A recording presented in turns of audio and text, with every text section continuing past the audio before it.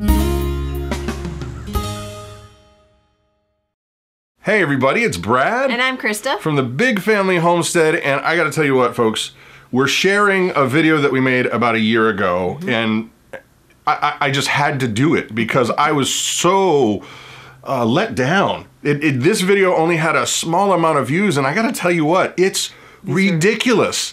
We've been talking about budget foods, how to save money, and you guys have been responding like crazy, but all of our scratch recipes, you know, from a long time ago, haven't been getting a lot of love. So I wanted to share this one with you because it's ridiculous and it's delicious. It is really super delicious, and they're soft and chewy. Well, tell them.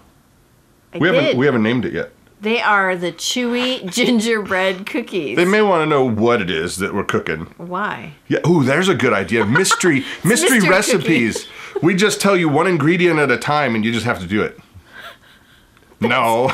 That's so funny. That's kind of funny. But the Chewy gingerbread cookies, these are not like those nasty pucks you get from the store. No, these are, they stay soft for a long time. Week? Honestly, over a week. If they last that long in the house. So this is an older video, but try these out. Oh, they're ridiculous. You will not regret it. And well, here's the video, and then we're gonna say something at the very end. But well, till later.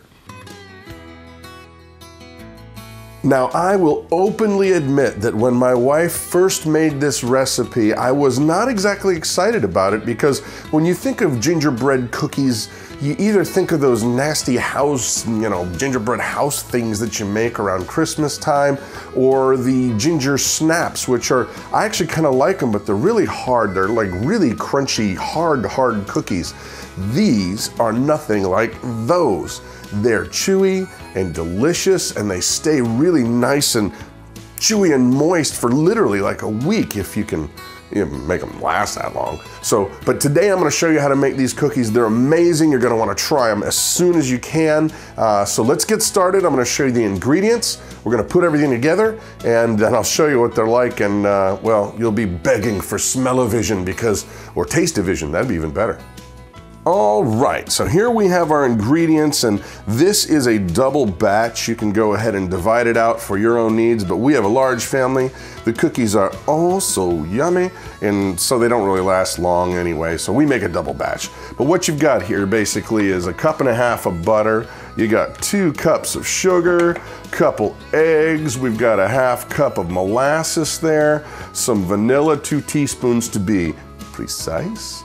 We've got 4 cups of flour, 2 teaspoons, well, here's my mix. This is basically, I mixed it all together, but it's 2 teaspoons of cinnamon, 2 teaspoons of ginger, 2 teaspoons of baking soda, 1 teaspoon of salt, and 1 teaspoon of cloves, ground up cloves. So here we go, ready to go to next step.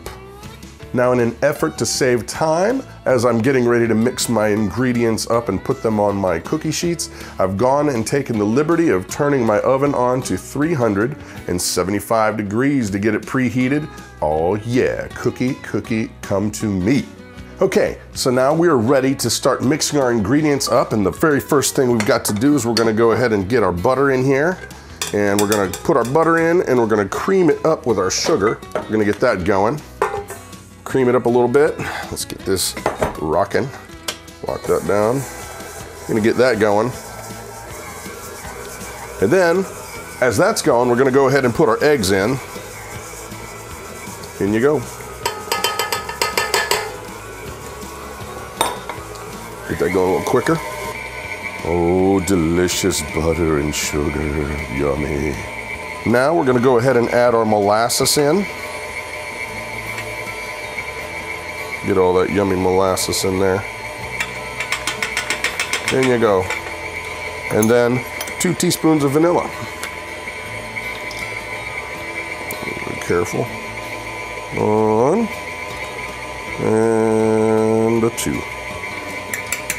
Okay, so next up, we're gonna go ahead and add our flour and our spices, our dry ingredients. We're gonna put those in here, and we're gonna be very careful to start the old mixer out on slow so it doesn't poof, yuck.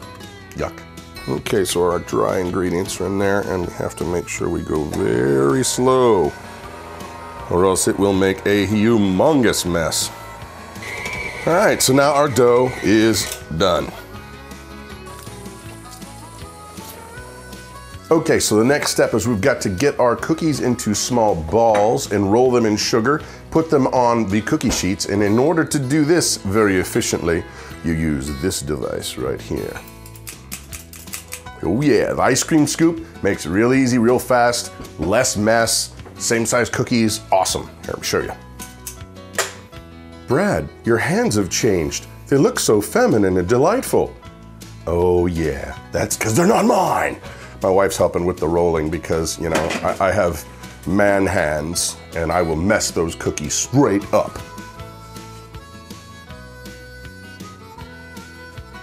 So we've got our cookies all balled up and sugar rolled, yeah. Ready to go in the oven, 375, 10 minutes, here we go. In you go.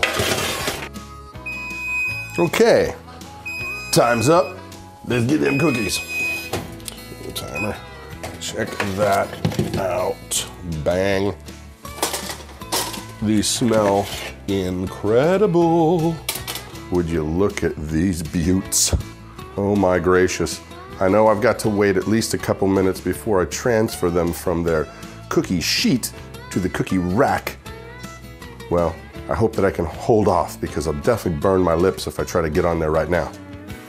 All right, my wife has yet again come to my aid so I don't jack these cookies up and make them mush by slamming them with my man hands, my ham hands, from there over to there. Well, I think it's more a protective, you know, kind of situation. She knows if I get in there, there really won't be much left, so.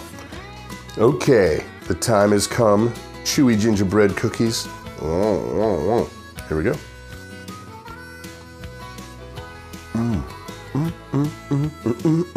Happy time.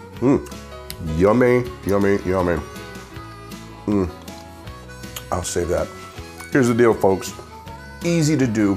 Anybody can make these cookies and they are unique. That's what's so cool about them. They kind of break that stereotype too of the gingerbread being that nasty house thing you build during Christmas or those hockey puck wannabe snaps. They're great and all, but this is so unique and tasty and chewy and they last a long time.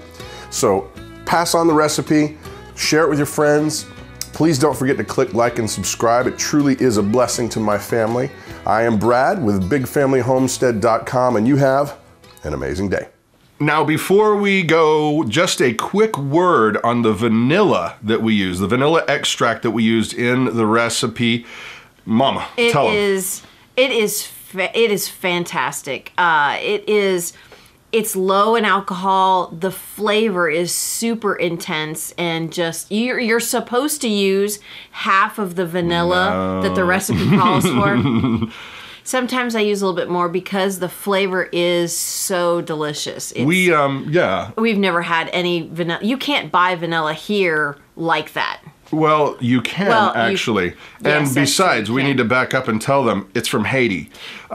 We've been on mission trips down to Haiti, myself, my son, and that's where we were turned on to this vanilla. And I'll tell you what, we will not go back to the stuff you buy in the American stores. But those of you who are going, why would you tell us about this wonder of wonders and then not let us have it?